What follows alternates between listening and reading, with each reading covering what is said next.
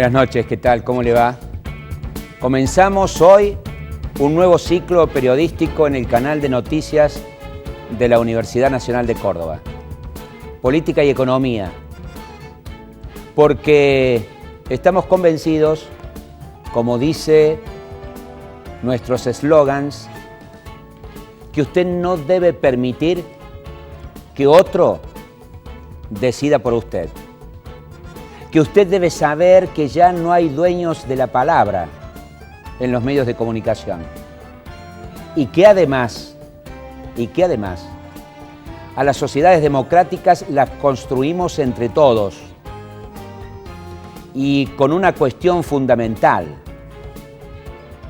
a partir de su derecho a estar informado. Por eso, inauguramos este espacio que se suma a los otros, donde se analiza, se reflexiona, se debate la realidad de todos los días. Si usted quiere comunicarse con nosotros, estas son nuestras vías de comunicación. En este caso, si utiliza Twitter, puede escribirnos a @CBA24NTV o al mío personal, @NavarroJar. Y también puede hacerlo, si el director lo pone en pantalla, vía WhatsApp 351 56 43 798. Y quisimos comenzar nuestro ciclo con un tema que pareciera que los políticos no quieren poner en agenda, que pareciera que como es tan complejo, nadie quiere ensuciarse demasiado las manos. Pero lo vivimos a diario, o porque nos toca, o porque le tocó a un pariente o a un amigo, o porque hay una especie de sensación más allá de la realidad, o porque hoy transitamos las calles de Córdoba y hay operativos de saturación policial hasta en nuestros propios barrios, control de motos a toda hora del día. Pero uno tiene la sensación y la información que el delito continúa. ¿Qué se hace para prevenirlo?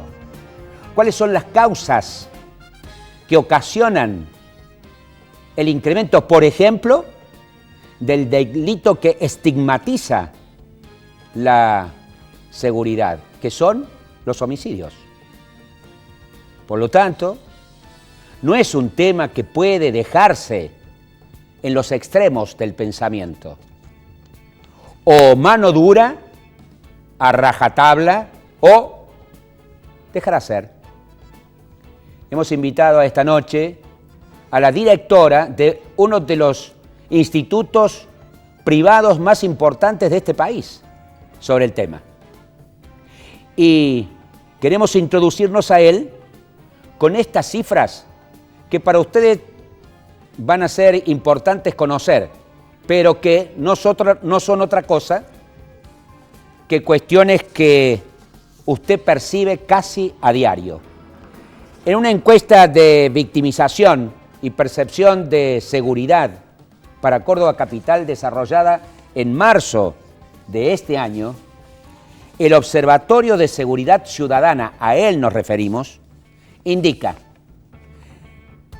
2,5 de cordobeses cada 10 manifiestan haber sido víctimas de algún delito. Y en 5 de cada 10 hogares, por lo menos una persona fue víctima de delito el año pasado. El crecimiento del delito en el año 2014 respecto al 2013 fue del 9,3%. El 88,2% de los entrevistados en esta encuesta de victimización considera que en el transcurso de este año es probable o muy probable ser víctima de delito. Y el 75,3% de los entrevistados considera que la inseguridad aumentó el año pasado en relación al 2013. Resulta llamativo también y preocupante el crecimiento del delito con violencia en un 12% durante el año 2014 con relación al 2013. El mismo Observatorio de Seguridad Ciudadana realizó en el año 2013 el primer estudio transversal de homicidios violentos ocurridos en nuestra ciudad.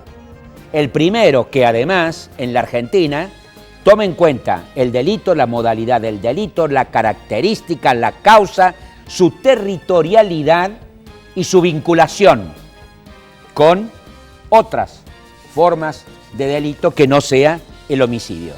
Y miren lo que surge de ese estudio. Un joven entre 14 y 24 años que reside en barrios donde el narcotráfico controla o en transición, tiene 10 veces más probabilidad de ser asesinado que una joven de la misma edad en los mismos barrios. En el 65% de los casos de homicidio, las víctimas, escuche bien, en el 65% de los casos de homicidio, las víctimas conocen a sus victimarios. El 32% de las víctimas residen en barrios con actividad de narcotráfico controlada. El principal móvil de las víctimas de homicidio es el ajuste de cuentas, que se inicia a muy temprana edad y tiene un descenso significativo recién a partir de los 29 años. Y el perfil de las víctimas coincide mayoritariamente con el perfil de sus victimarios. ¿Qué le parece? ¿Qué me va a contar? Navarro, dirá usted.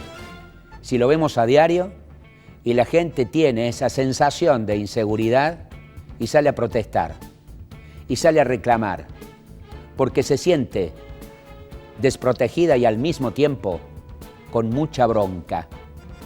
Hay que dar respuesta a esto que aparece todos los días en las pantallas de nuestros televisores.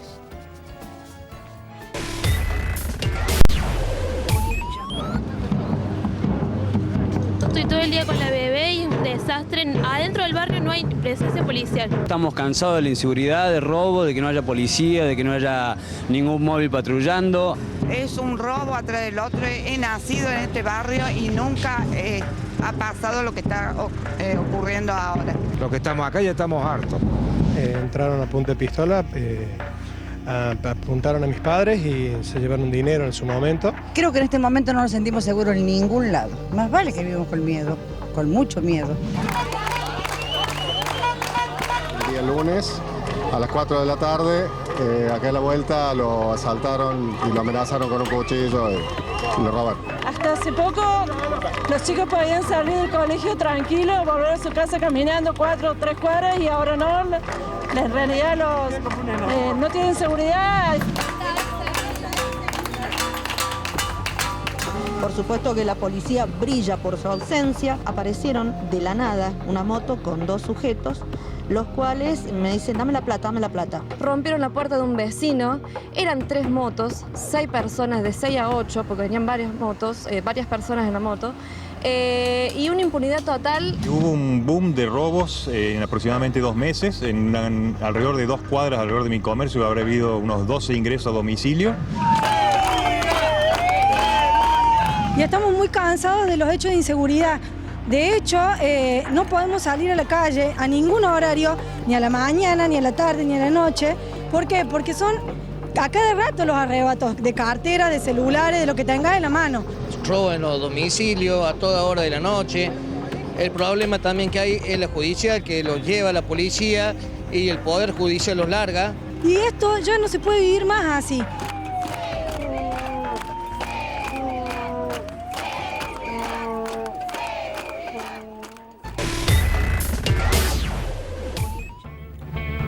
¿Qué respuesta se le da a la gente, a los vecinos? Hemos invitado esta noche a nuestro primer programa a la licenciada Alejandra Monteoliva, que es directora del Observatorio de Seguridad Ciudadana de nuestra Córdoba querida. Gracias por estar con nosotros. Muchas gracias, Jorge, por la invitación y mucha suerte en este ciclo que inicia. Muchísimas gracias. 3 definiciones antes de ir ya al debate central. Víctima, victimario, transversalidad del homicidio en relación con otros delitos. Ahí hay una relación importante porque, como muy bien lo planteabas al inicio, en esa descripción de estos estudios que nosotros venimos haciendo, el estudio de homicidio fue revelador en muchos aspectos y quizás el elemento más significativo fue identificar una tasa de homicidio joven en población joven entre los 15 y los 24 años, esa relación víctima-victimario, que tiene hoy una tasa de 14.16, es decir, 14 homicidios cada 100.000 jóvenes en esa franja de edad, una tasa altísima. Con una característica que lo mencionabas vos en el resumen, la víctima y el victimario tienen el mismo perfil, tienen las mismas características. Pareciera que se trata de quién disparó primero o quién acuchilló primero. Se conocen y hay un dato significativo. El 81% de los homicidios cumplen lo que se denomina como el famoso dilema de los 1000 metros. ¿Qué quiere decir eso? Que hay menos de 10 cuadras entre el lugar donde se realizó, donde sucedió el hecho y la residencia de la víctima o el victimario. Es decir, estamos hablando de una relación de proximidad.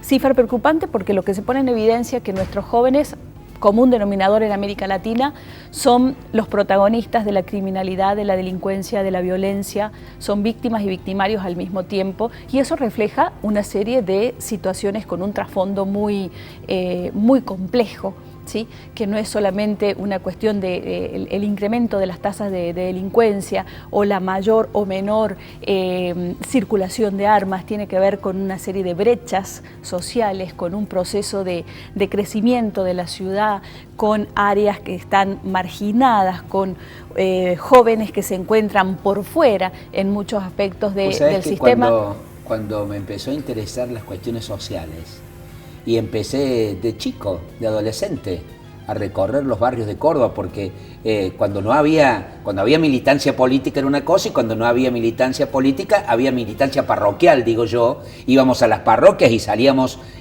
a ayudar. Me di cuenta de dos cosas: que la pobreza también está o las personas en situación de pobreza también están circunscriptas geográficamente en determinadas áreas de la ciudad, y en segundo lugar, que se invisibiliza las víctimas de esos sectores y solamente aparecen en los medios las víctimas de otros sectores, de otros lugares de la ciudad. ¿Es así? En parte sí. Yo creo que hay que tener en cuenta que cuando hablamos de delito y violencia tiene siempre un referente territorial puntual. Y una de las razones fundamentales del crecimiento del delito y la violencia en las ciudades tiene que ver con los procesos de urbanización. El problema no es el tamaño de la ciudad, el problema es la capacidad de las instituciones para hacer frente a un problema que se ha ido transformando de manera acelerada y que las ciudades y la gestión de ciudades no ha sido lo suficientemente sólida, coherente, consecuente para poder acompañar el crecimiento de un problema como es el delito o la violencia, ¿no es cierto? Entonces, yo insisto mucho en eso. El problema no es que la ciudad sea grande o sea chica, el problema es la capacidad institucional que tenemos. Y lo que planteabas es totalmente cierto, hay un referente territorial.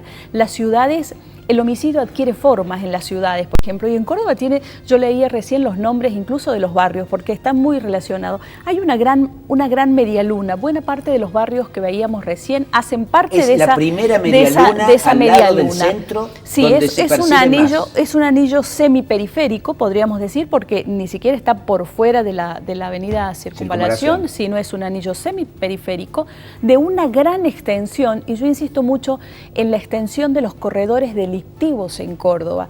Un paréntesis chiquito, cuando se habla del fenómeno del motochorro, por ejemplo, del delito que se comete en moto, por más que saquemos de circulación todas las motos de la ciudad, el delito va a seguir sucediendo porque tiene que ver con la extensión que tiene ese corredor delictivo.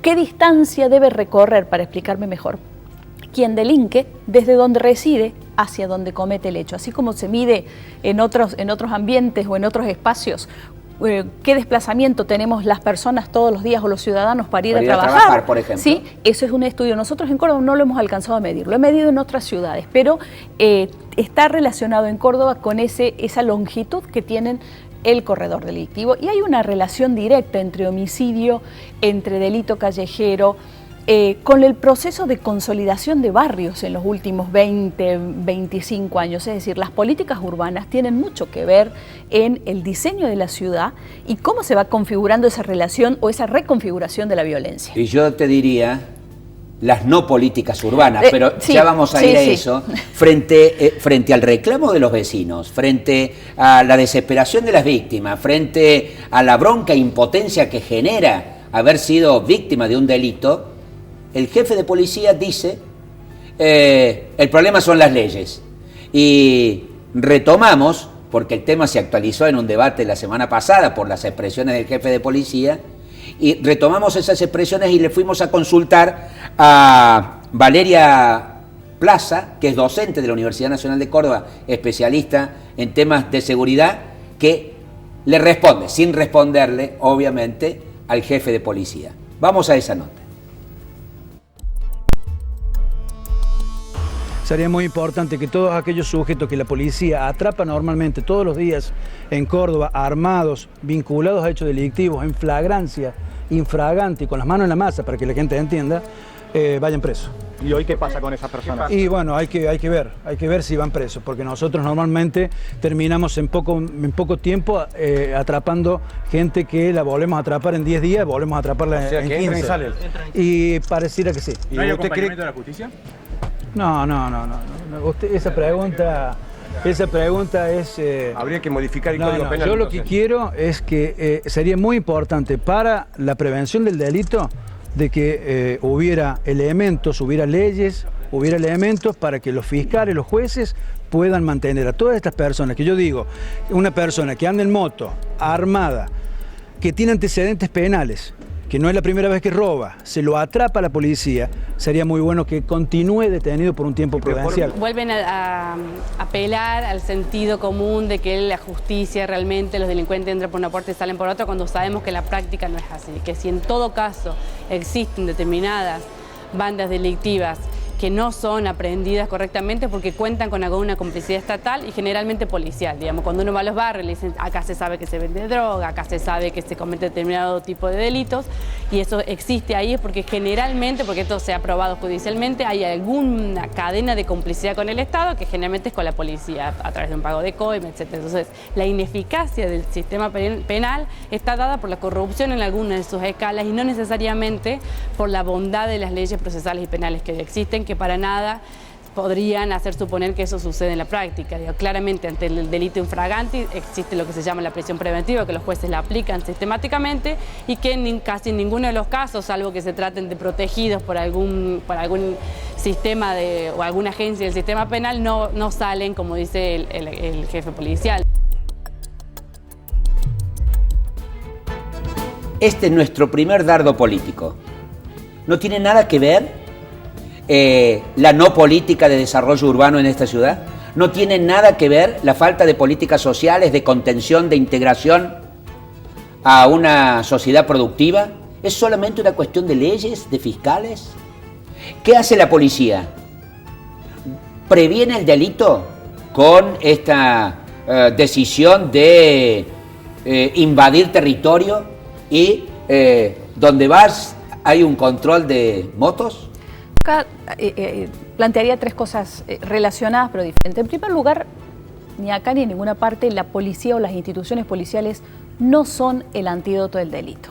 ¿Sí? Eso es una verdad dolorosa, hay que asumirla como ciudadano, porque decirlo es una, pero vivirlo y tener corresponsabilidad de eso es otro tema, ¿sí? En primer lugar. Segundo, hay que superar ese planteamiento de la tríada tradicional donde pareciera que el problema de seguridad es policía, justicia, sistema penitenciario. O sea, son los actores fundamentales, pero tenemos que superar esa discusión tradicional porque ahí no termina. Y finalmente, el tema de la presencia, en nuestro caso, en Córdoba, capital, la presencia policial o los operativos o los despliegues. No hay evidencia. Ni acá nosotros el año pasado lo planteamos, hoy ya lo podemos decir con evidencia, pero lo mismo pasa en cualquier otra ciudad de América Latina. Porque no hay evidencia que más policías en la calle baje el delito, ¿sí? De lo que hay evidencia es que el delito baja cuando hay medidas basadas en el análisis delictual, ¿sí? En un conjunto donde se trabaja preventivamente, predictivamente, ¿sí? Y donde hay una modificación de las capacidades estatales previas para poder incidir de manera conjunta. Claro, hay cuestiones que son de mediano y largo plazo y uno dice, bueno, ¿y qué le respondemos a la gente frente al reclamo hoy? Situación en la que todos estamos afectados. ¿Hay medidas que podríamos hacer hoy? Sí, sí hay medidas que se pueden hacer hoy. Contestale a este dardo social.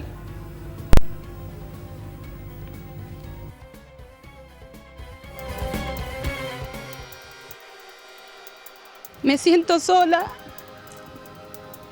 ¿Qué tengo que hacer? ¿Salir con un revólver? No puedo hacer eso, tengo 3 hijos. Tengo una familia unida. Les enseñamos educación. Esto no se roba. Hay que estudiar. Necesito una respuesta. ¿De qué los vale que los choros los llevemos y que a los 5 minutos estén en la calle de nuevo? Y el gobernador que no combate la delincuencia es un delincuente, señorita. Porque el gobernador tiene culpa de todo lo que está pasando acá.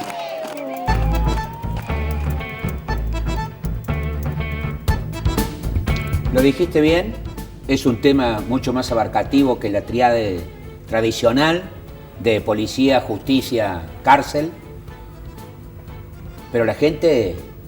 Pero el problema está todos los días, está en la calle y sí hay maneras de resolver.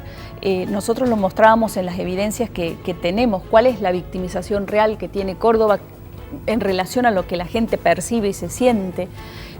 Como medida nosotros venimos planteando una serie de sugerencias desde el observatorio. ¿Como por ejemplo? Por ejemplo, la modificación de patrullajes a partir de puntos críticos, ¿sí?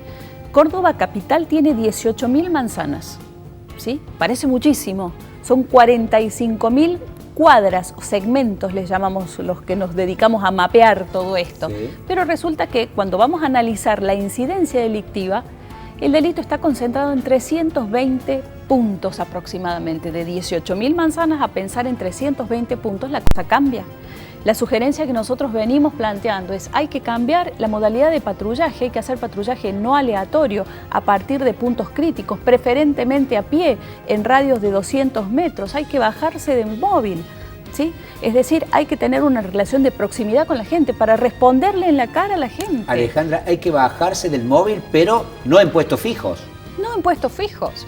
Los puestos fijos es una medida puntual, uno puede hacer puestos fijos en puentes a las entradas y salidas de la ciudad. Los puestos fijos tienen una explicación. Sí, pero no adentro de los barrios. Pero el puesto fijo en toda la ciudad tendría poco sentido porque nos estaríamos limitando a controlar papeles o cascos, que sí puede ser importante, pero eso no incide de manera directa en la baja del delito. Acá lo que hay que generar es una policía de proximidad real, que acompañe en los barrios, que acompañe al ciudadano, que le pueda acompañar la vida diaria, cotidiana de la gente. Esa es la policía de proximidad que se ha venido implementando en las ciudades que tienen problemas de seguridad, como hoy es Córdoba, ¿sí? Entonces, te hago una pregunta. Por muy poquito tiempo estuviste a cargo del Ministerio de Seguridad de la provincia. ¿Hay oficinas de inteligencia? Y cuando digo de inteligencia, digo, ¿cómo se hace inteligencia para el delito complejo, para las bandas delictivas? No, con el perdón de la palabra, no el chorito del barrio, sino bandas... La desarticulación de bandas criminales. Efectivamente. Yo a veces lo digo de una manera media dura, pero el delito se combate con neuronas funcionando. ¿Sí? Es un poco la idea y es un poco para donde va esto que queremos plantear. Cuando yo estuve, los 80 y pico de días que estuve, hicimos algo que creo que fue significativo, que era darle continuidad a algo que yo había iniciado como asesora, y fue el armado de la unidad de análisis delictual táctico. ¿Por qué una unidad de análisis delictual táctico? Porque es la manera rápida de poder responder con criterios predictivos, no estoy diciendo preventivos, predictivos al delito, ¿sí? Yo me fui, esa unidad se desarmó, ¿sí? Se fue prácticamente conmigo. Y se volvió al igual que antes, ¿sí? Hoy la policía funciona operativamente, lo que uno puede ver, igual que hace 20 o 30 años atrás, ¿sí? Y Es yo decir, te hay un agregaría- letargo, Sí, hay un terrible. letargo en la respuesta. Por lo tanto, las bandas delictivas, las bandas criminales incorporan tecnología, incorporan propia inteligencia y los que Y además están organizadas, tienen un nivel de organización que las instituciones estatales no tienen para poder cumplir con una Efectivamente. respuesta. El nivel de organización es lo que marca la diferencia entre bandas delincuenciales y capacidad del Estado. corre por mi cuenta y no quiero ningún comentario tuyo. Si a esto le agregas que el jefe de policía y el jefe de seguridad de la capital dicen lo que dicen saber, que no se hablan mucho, se agrava el problema. Vamos a ir al corte y al regreso le preguntamos a la especialista en seguridad si estamos en condiciones, entre todos, de buscar una solución, una mitigación al problema. Si la solución es más cárceles o darle autonomía a la policía para que se haga responsable única del combate al delito. Ya volvemos.